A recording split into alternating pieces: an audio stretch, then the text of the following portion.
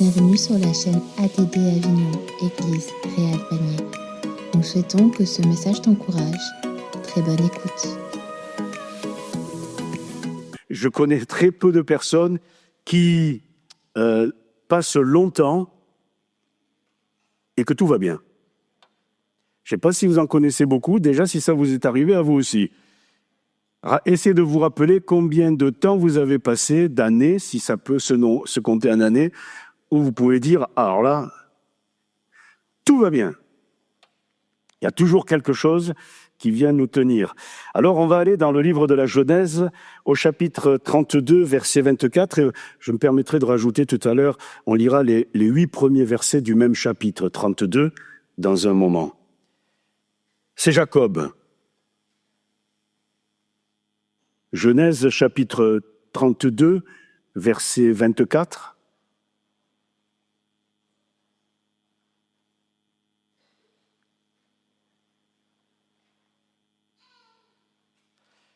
Jacob demeura seul, alors un homme lutta avec lui jusqu'au lever de l'aurore. Voyant qu'il ne le maîtrisait pas, cet homme le frappa à l'emboîture de la hanche, et l'emboîture de la hanche de Jacob se démit pendant qu'il luttait avec lui. Il dit « Laisse-moi aller, car l'aurore se lève. » Et Jacob répondit « Je ne te laisserai point aller, que tu ne m'aies béni. » Il lui dit « Quel est ton nom ?»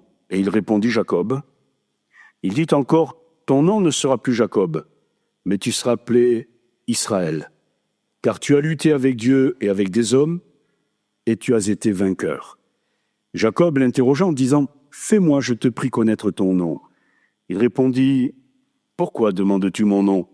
Et il le bénit là. Jacob appela ce lieu du nom de Péniel, qui signifie face de Dieu. Car, dit-il, j'ai vu Dieu face à face, et mon âme a été sauvée. Le soleil se levait lorsqu'il passa Péniel. Jacob boitait de la hanche. C'est pourquoi, jusqu'à ce jour, les enfants d'Israël ne mangent point le tendon qui est à l'emboîture de la hanche, car Dieu frappa Jacob à l'emboîture de la hanche, au tendon. Tu as lutté avec Dieu et tu as été vainqueur. On pourrait presque intituler cette méditation ce matin « Le combat de notre vie qu'il faut gagner », parce qu'on n'a pas le choix. On ne peut pas se permettre de le perdre, ce combat-là. Il y a des situations qui nous mettent en difficulté, mais on n'a pas le choix. Mon épouse, vous ne la connaissez pas, mais Soraya et Cédric la connaissent. Elle me disait cette semaine, à des moments où elle avait du mal à respirer, elle me dit « Mais dans ma tête, je suis debout. Je ne baisserai pas les bras. » Voilà. Et c'est pas l'ennemi de nos âmes qui aura le dessus. Pourtant, c'est difficile pour Jacob. Au chapitre 32, les versets premiers, Jacob poursuivait son chemin, donc il revient d'une fuite qui a duré 20 ans. Vous pouvez lire les chapitres précédents. Parce qu'il avait trompé son frère et son père, et il a dû fuir pour éviter le règlement de compte intrafamilial. Mais 20 ans après, il n'y a rien qui est réglé. Il revient, maintenant il a charge de famille, et donc Jacob poursuivit son chemin et des anges de Dieu le rencontrèrent. En les voyant, Jacob dit « C'est le camp de Dieu ». Et il donna à ce lieu le nom de Mahanaïm. Jacob envoya devant lui des messagers à Ésaü, son frère jumeau en l'occurrence, au pays de Séhir, dans le territoire d'Édom. Il leur donna cet ordre. « Voici ce que vous direz à mon seigneur Ésaü.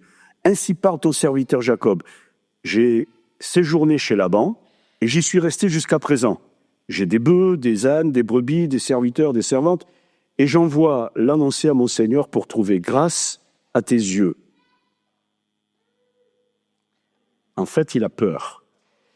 Les messagers revinrent auprès de Jacob en disant « Nous sommes allés voir ton frère Ésaü. » En se rappelant que normalement, il n'y a pas plus proche que des jumeaux. Et il marche à ta rencontre avec 400 hommes. Jacob fut très effrayé et saisi d'angoisse. Il partagea en deux les gens qui étaient avec lui, les brebis, les bœufs, les chameaux, et il dit « Si Ésaü vient contre l'un des camps et le bat, le camp qui restera pourra se sauver.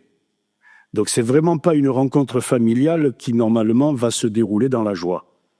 Parce qu'il est conscient que les conséquences de ce qu'il a fait, la colère et la haine accumulées pendant 20 ans, et le fait que Ésaü vienne à sa rencontre avec 400 hommes, c'est pas pour l'embrasser.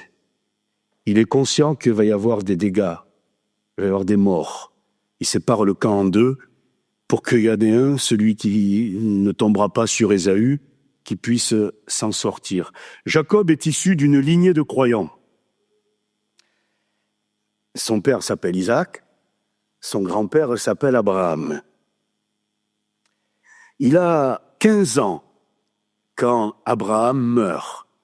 Donc Jacob, c'est un petit détail, mais moi je trouve qu'il a son importance, a connu papy Abraham. Si on peut montrer le petit... Voilà. Le premier très jeune, c'est Abraham qui a vécu 175 ans. Le deuxième en dessous, c'est Ésaü. Donc on se rappelle qu'il a eu Isaac, à quel âge? 100 ans. Donc il a vécu ensuite 75 ans. Et Isaac a eu Jacob et Ésaü à quel âge? 60 ans. Donc il reste 15 ans. Ça veut dire que Jacob et Ésaü ont connu, c'est pas écrit dans les Écritures, par contre on peut le faire apparaître de cette manière-là, ils ont connu papy Abraham. C'est extraordinaire de pouvoir côtoyer Abraham. Seulement, il n'y a pas que ça. On parle dans le désert. Ça parle sous les tentes. Dans les longues soirées où on se raconte les histoires d'avant.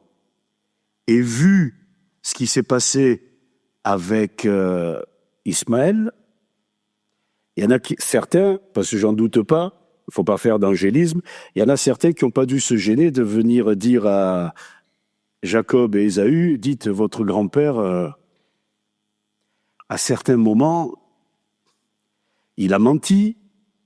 Quand ils sont arrivés en Égypte, c'est parce qu'il a menti qu'il y a eu Agar. Ensuite, quand ça va recommencer avec Abimelech,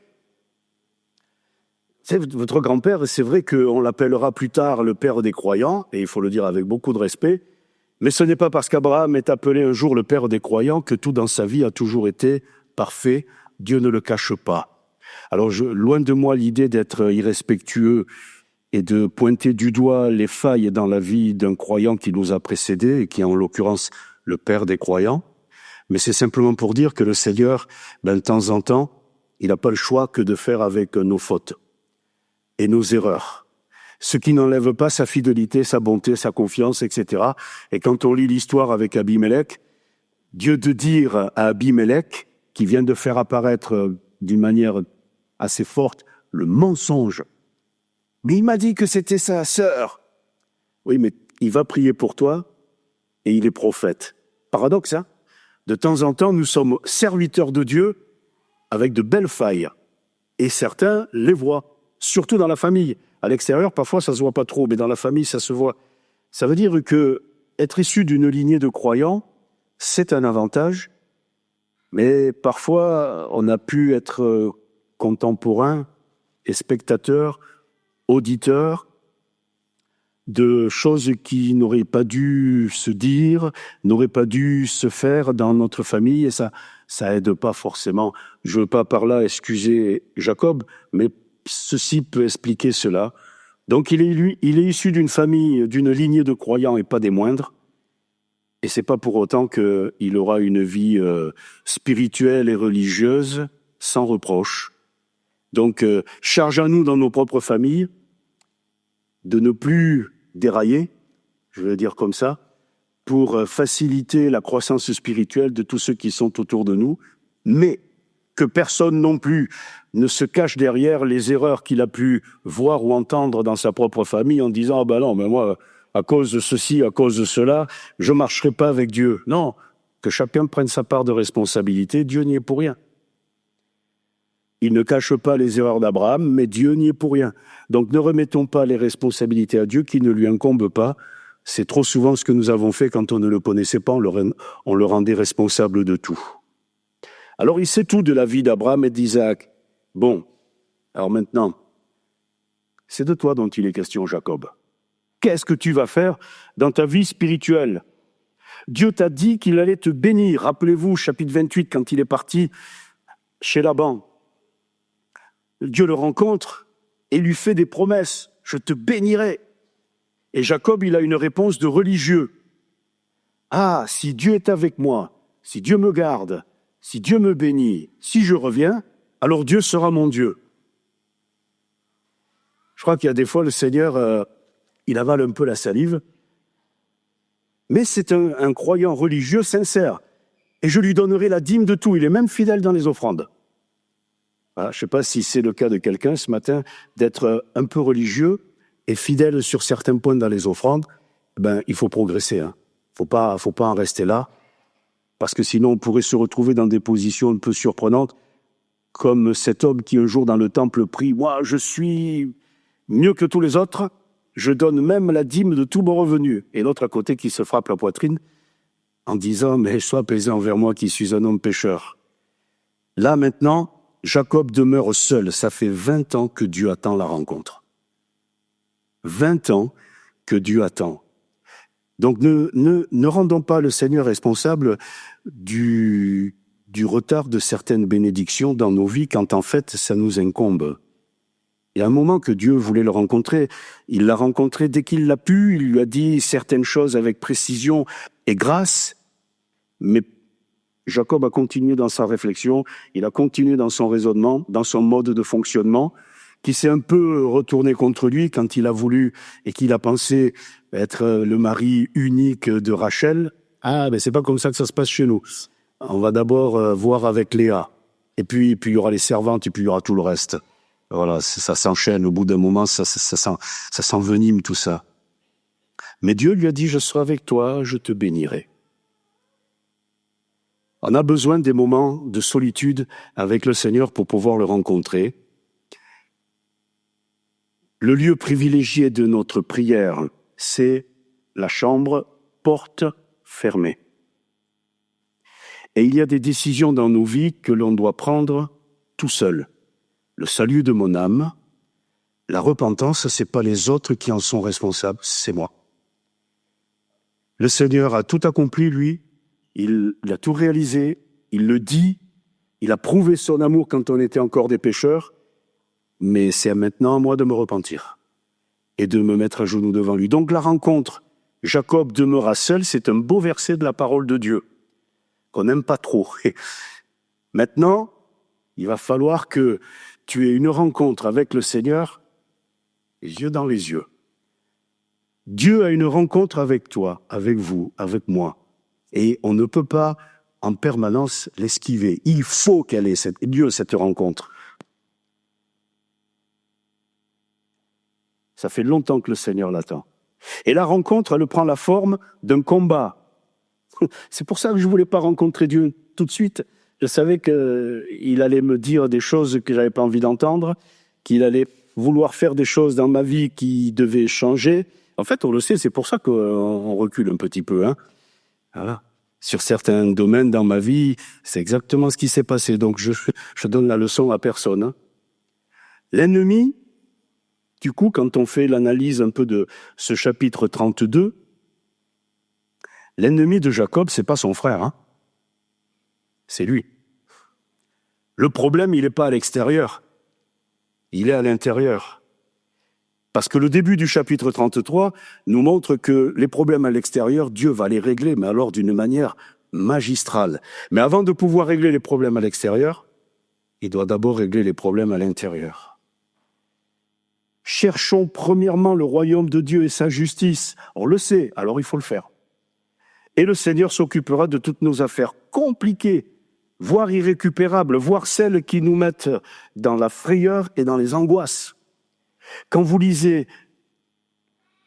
comment Dieu pourra intervenir après que cette rencontre avec Jacob ait été réalisée, vous lisez le chapitre 33, le verset 4.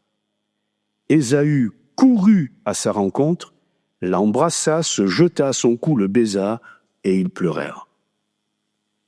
Hier, il était angoissé, effrayé, conscient que le groupe sur lequel son frère et les 400 hommes allaient tomber, c'était fini pour eux. Mais dans cette nuit, où il est demeuré seul, il a accepté la rencontre, Dieu a pu intervenir pour tout le reste. Et ça n'a pas tardé de voir la conséquence de l'intervention de Dieu, c'est que l'état de cœur d'Ésaü retournait. C'est plus le même. Donc, celui qui doit être vaincu, c'est pas l'autre. C'est moi. C'est moi. Mais c'est pas simple, c'est pas évident. Même Dieu a des problèmes avec moi. Voyant qu'il ne le maîtrisait pas. Dieu peut tout, on le sait. Rien n'est impossible à Dieu, on le sait. Il est le Tout-Puissant, on le sait. Et pourtant, il a des problèmes. Tous les problèmes, Dieu est capable de les régler avec facilité. Le seul endroit et les seules personnes avec qui il a des difficultés, c'est avec ses serviteurs. C'est avec ses enfants. Parce que là, il n'agit pas comme le Dieu Tout-Puissant qui pourrait nous atomiser et on retourne à la poussière comme on y était. Mais il ne le fait pas. Il veut le faire autrement. Il veut le faire après que notre cœur se soit complètement et réellement tourné vers lui. Et c'est ça qui est compliqué. C'est ça qui prend du temps. La première place qui est la sienne, qui doit être la sienne, en fait, la première place, elle ne se prend pas, elle se donne. Alors Dieu attend qu'on lui donne la première place. Il nous le dit, cherchez premièrement le royaume de Dieu et sa justice, et nous connaissons la suite, sauf que il est tenu d'attendre qu'on lui donne la première place. Et quand nous lui donnons la première place, alors c'est là la repentance, c'est là la conversion. Comme il ne le maîtrisait pas, cet homme le frappa. Bah ! Et Jacob deviendra boiteux le restant de sa vie. Alors je l'annonce tout de suite à ceux qui vont se faire baptiser, prévoyez de devenir un peu boiteux.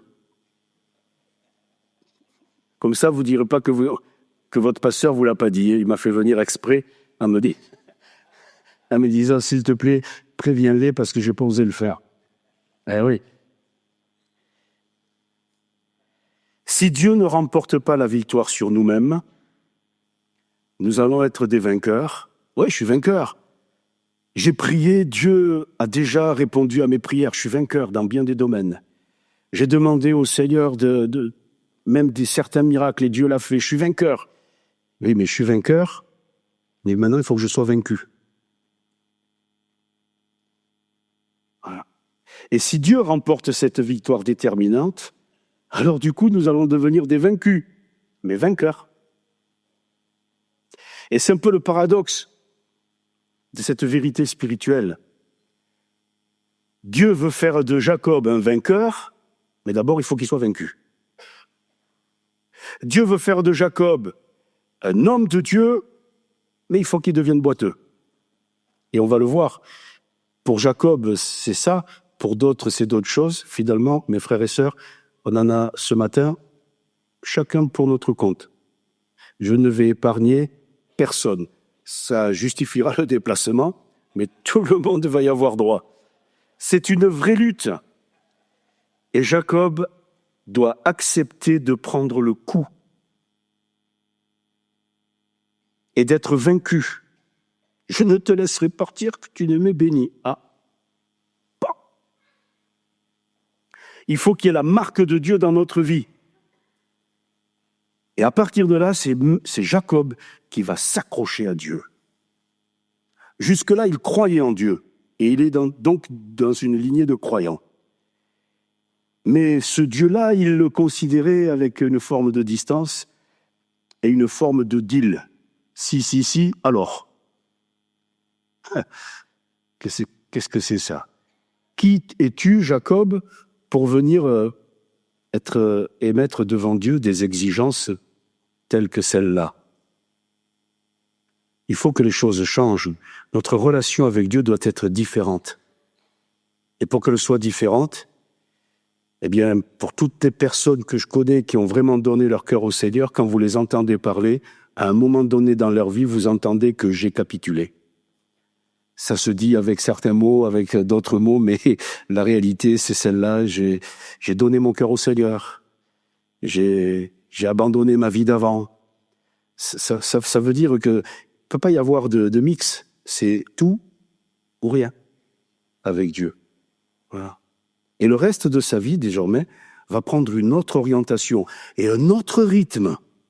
Jusque-là, c'était un battant qui dirigeait tout lui-même, quitte à tromper les autres. Maintenant, il va marcher lentement au pas du troupeau. Voilà. Dieu fait de nous des athlètes qui courent lentement. Ouais, on n'est pas aux Jeux Olympiques, là. Enfin, pas les mêmes, en tout cas. Néanmoins, Dieu veut faire de nous des athlètes et des vainqueurs. Mais vous allez voir que c'est une drôle d'équipe, au final, qui est qualifiée de vainqueur et de plus que vainqueur. Petite parenthèse, il y a des années, j'écoutais un prédicateur qui essayait d'imager le fait d'être plus que vainqueur. Alors, il a pris une image qui, sur le coup, je me suis dit, oui, c'est vrai, c'est intéressant. Mais après réflexion, je me dis, non, c'est pas tout à fait ça. Alors, l'image qu'il avait prise était la suivante. Finale de championnat du monde des poids lourds à la boxe. 12 rounds. Le vainqueur, il en a pris, mais il s'est tenu debout un peu plus longtemps que l'autre qui s'est effondré. Il est vainqueur. Il a un chèque de millions de dollars. Il va voir son épouse qui est pas très grande, il lui donne le chèque et elle est plus que vainqueur. Parce qu'elle n'a pas pris. Elle n'a pas pris un coup. Alors je me suis dit, c'est vrai, sur l'idée il y en a un qui a mené les combats, qui a pris tous les coups, et l'autre reçoit gratuitement. Sur ce point-là, c'est vrai.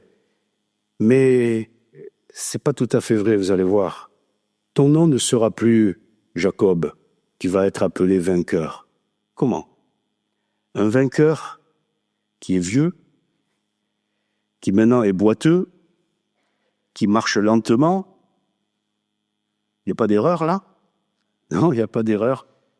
Nul ne sait ce que Dieu a prévu de faire dans la vie de chacun de nous, mais j'annonce d'avance à tous ceux qui pensent qu'avec Dieu, ce sera toujours réussite, bénédiction, vitesse, vitalité. Changer le logiciel, c'est pas le bon. Ça va être lent. Ça va être un peu difficile par moments. Mais dans cette nuit, tout a changé pour Jacob. Alors, le résultat, et ce sera la conclusion, Dieu veut faire de nous des vainqueurs. Dans le livre de la Genèse, tu ne t'appelleras plus Jacob, mais tu t'appelleras Israël, vainqueur pour Dieu, vainqueur avec Dieu, vainqueur de Dieu, suivant la traduction, mais néanmoins vainqueur. Par contre, dans l'Épître aux Romains, chapitre 8 et verset 37,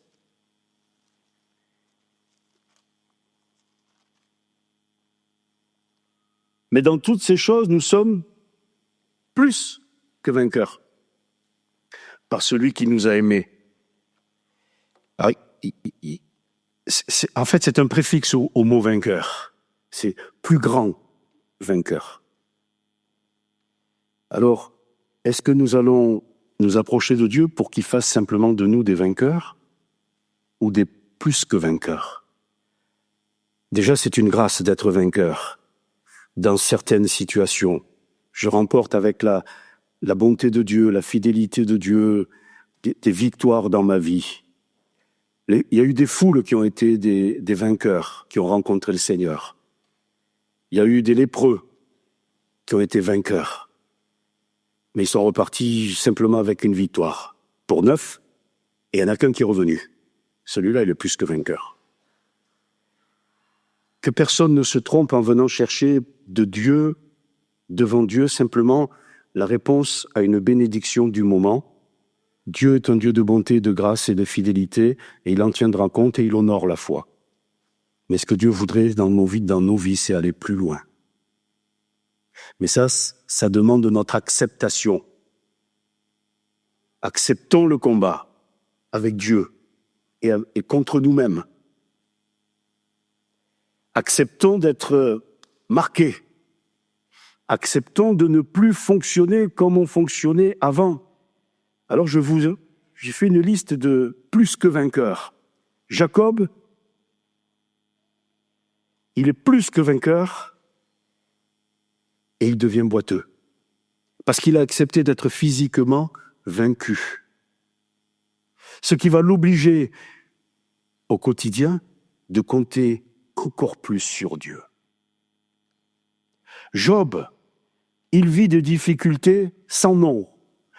Quand on perd des parents, on est orphelin. Quand on perd un conjoint, on est veuf.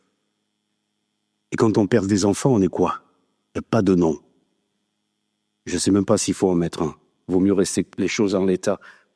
Mais lui, il perd tout, y compris le soutien de sa femme, et ne parlons pas du conseil de ses amis, entre guillemets. Il reste fidèle sans rien comprendre.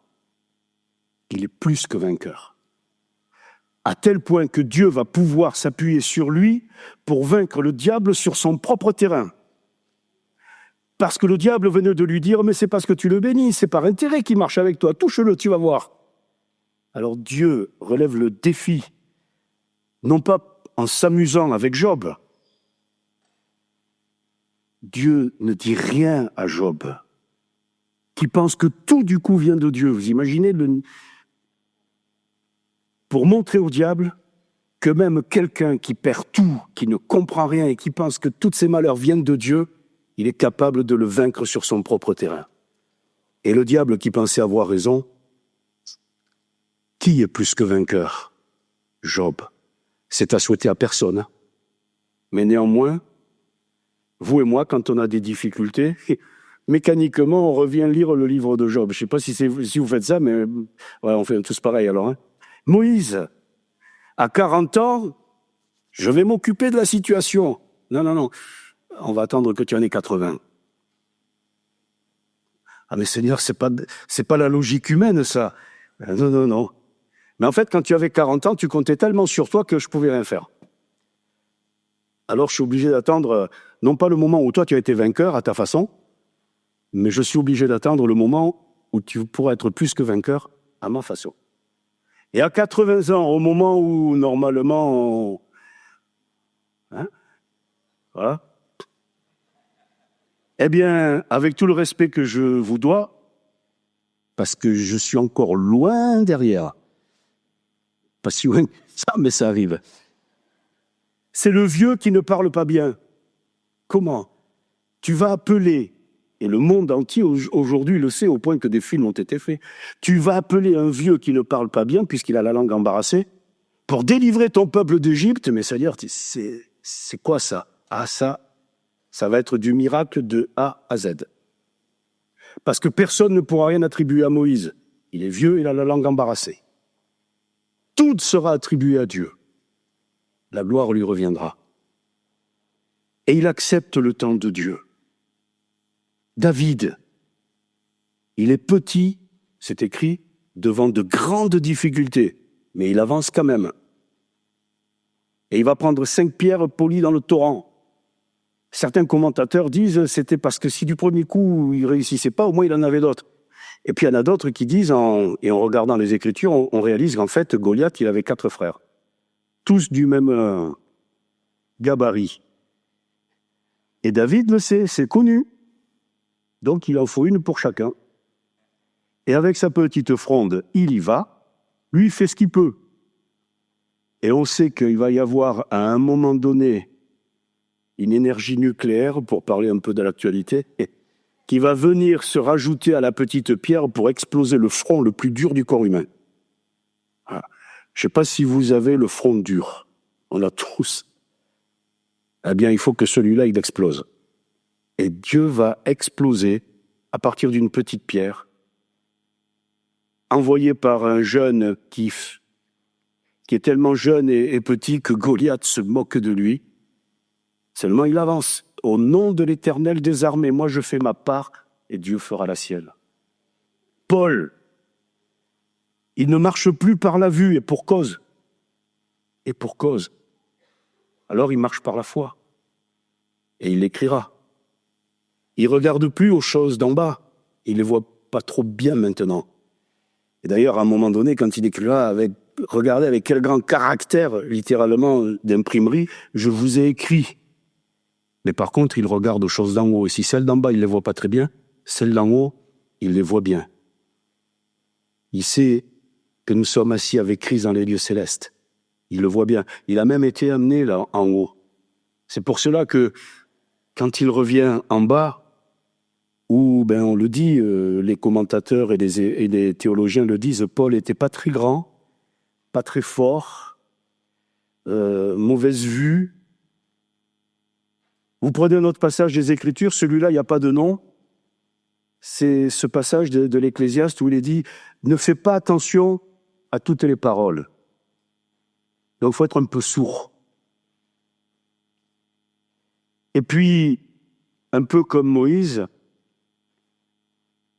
celles qui ne parlent plus sont capables de gagner sans parole leur conjoint. Et même parfois, dans nos prières, nous savons ce qu'il convient de demander. Et l'Esprit vient nous aider, dit Paul aux Romains. Alors quand on fait la liste, moi j'ai noté ceci avec objectivité, c'est que l'athlète de Dieu, ou le plus que vainqueur, il est un peu boiteux, il a reçu beaucoup de coups de la vie, il n'est pas très jeune, il est plutôt petit devant les difficultés, il est un peu aveugle, il est un peu sourd, et il ne parle pas très bien. Oui, le monde entier dira « Quelle équipe !» oui. Alors, c'est une équipe de gagnants ou de perdants? Attention maintenant. Ah ouais, mais en fait, c'est des vaincus, vainqueurs. Parce que devant les difficultés, ils sont vaincus. Seuls, ils sont vaincus. Du coup, ils font confiance à Dieu et ils deviennent vainqueurs. Et plus que vainqueurs. C'est-à-dire que quand j'en arrive au point où quand je suis faible, c'est alors que je suis fort. Parce que moins je peux en faire, plus je fais confiance à Dieu. Plus je suis faible et battu d'avance, humainement parlant, plus je m'accroche à celui qui est fidèle, à celui qui est près de nous, à celui qui est le Tout-Puissant. Et il se passe parfois des choses plus que surprenantes, qui font dire à quelqu'un, mais comment tu fais, toi, pour encore faire confiance à Dieu avec tout ce qui t'arrive? Ah oui, c'est plus raisonnable. Hein. On a dépassé le stade du raisonnable, du compréhensible. On est dans une autre dimension. On est dans la dimension de la fidélité, de la confiance à Dieu, mais que j'ai apprise en acceptant le combat entre moi et lui, pour qu'il ait dans ma vie la première place. Je ne veux pas dire par là que jusque-là, il ne l'avait pas, mais elle n'était pas à 100%. Maintenant, je n'ai pas le choix. Elle est à 100%. Dieu a choisi les choses faibles du monde pour confondre les sages. La prière, c'est pas grand-chose la prière. Méfiez-vous des gens qui prient. La prière, c'est pas significatif. Ben oui. Il y a quelques jours, passé une émission à la télévision sur les progrès d'une équipe scientifique en Suisse qui a réussi à implanter dans la colonne vertébrale d'une femme qui avait eu un grave accident et qui se retrouvait paraplégique des électrodes, et elle les commandait par la pensée. Elle pensait au mouvement et le mouvement se faisait. Il y a tellement longtemps que Dieu nous dit quand vous priez, c'est pas moi qui le fais, c'est que je permets au bras de Dieu de se mouvoir. Et là, on le voit avec ne serait-ce que les armées aussi. On nous montre de temps en temps les progrès pour que les soldats aient des tenues de telle particularité qu'ils vont devenir invulnérables, infatigables. Voilà, ils vont être protégés, ça va être plus fort que n'importe quel muscle pour faire des équipes opérationnelles quasi invincibles. Et il y a un moment que Dieu nous dit « Revêtez-vous de toutes les armes de Dieu, de la panoplie ». Mais pour que je la revête, il faut que je sois conscient que sans ça, c'est sans issue. Alors je vais prier comme je n'ai jamais prié. Je vais faire confiance à Dieu comme je n'ai pas encore fait confiance jusqu'à présent à Dieu.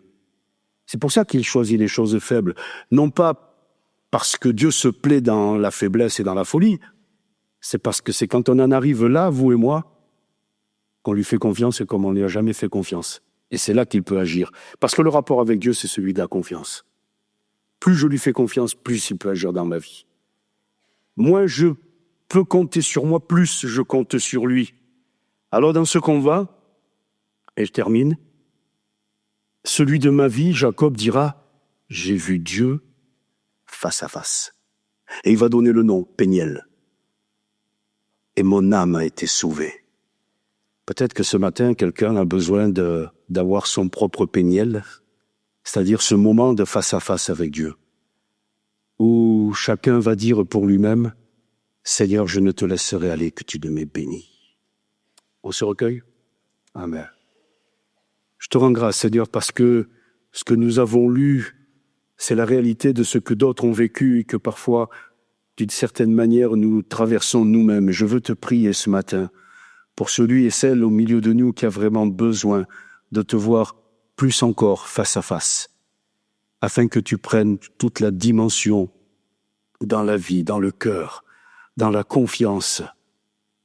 Et nous voyons que pour tout ce qui est à l'extérieur, tu vas t'en occuper, Seigneur.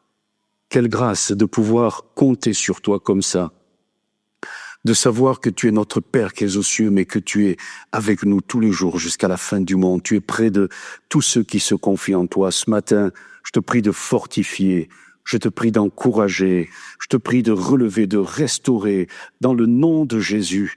Et dans ces situations qui sembleraient être plus fortes et tellement plus fortes, que tu prennes, Seigneur, autorité et que les choses se changent pour la seule gloire de ton nom. Merci, Seigneur. Amen. Merci d'avoir écouté ce message. Si tu apprécies ce podcast, alors abonne-toi et partage-le à ton entourage. Que Dieu te bénisse et à très bientôt.